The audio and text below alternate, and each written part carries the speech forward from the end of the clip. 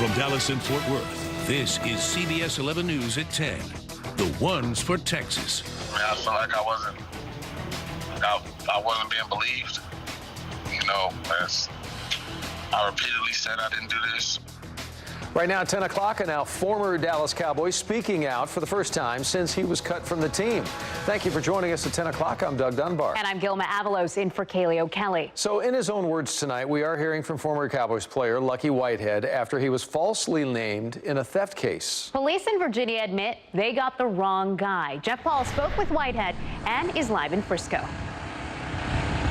Well, Doug and Gilma, we won't be seeing Lucky Whitehead here at the Star for practices anymore. He says he knows his time with the Cowboys is over, at least for now, but he wants to clear his name, something he says that the team wouldn't allow him to do.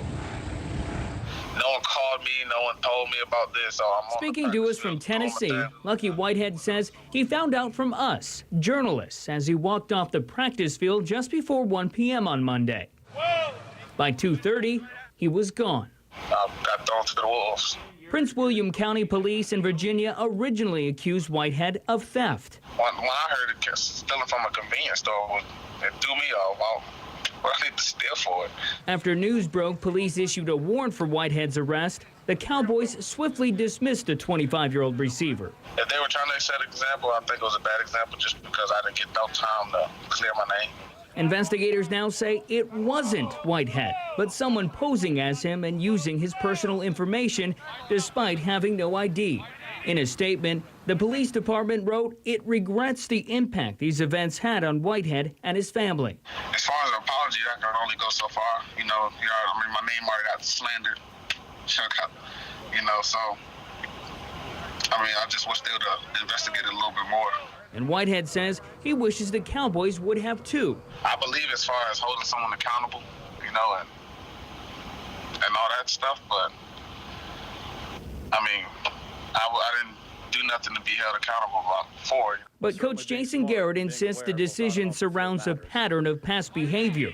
Just last week, someone broke into Whitehead's home, stole his dog Blitz, and held it for ransom. The puppy was later returned. But off the field issues, I mean, how many do I have? You know, if that's the case, why are we just now hearing about it?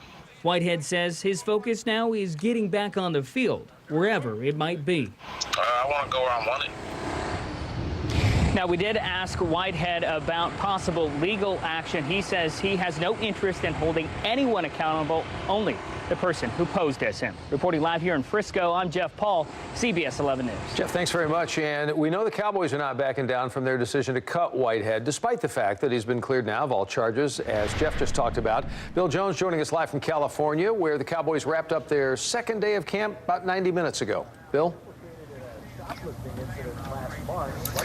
Well, Doug, Lucky Whitehead will find out at 3 o'clock tomorrow afternoon if he is picked up by another NFL team on waivers. Meanwhile, the Cowboys are standing by their decision to cut Whitehead. Jason Garrett repeatedly saying they did it in the best interest of the team. And tonight, Jerry Jones says players getting cut in this league is just business as usual. There's nothing at all unusual in my mind here. I'm not going to specifically go about any player, but I am going to say this is business as usual. If we're going to get wadded up over people coming and going around here, then get ready to stay in an angst, because we're going to have some people coming and going. More from a passionate Jerry Jones defending his track record on giving players a second chance coming up later in sports.